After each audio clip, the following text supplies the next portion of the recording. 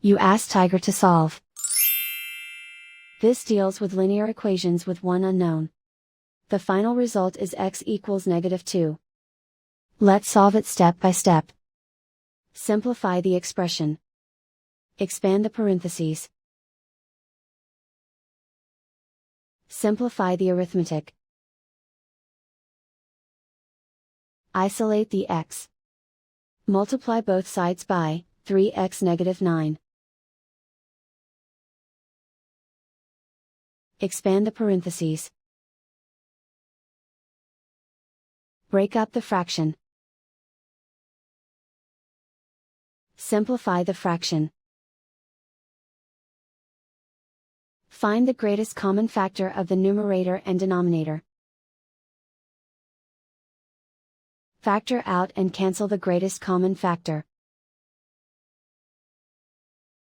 Group like terms. Simplify the arithmetic. Multiply by 0.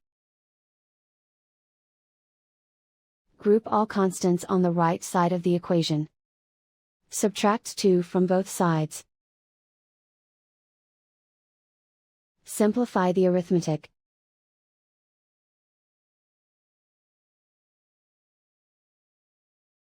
And so the final result is x equals -2.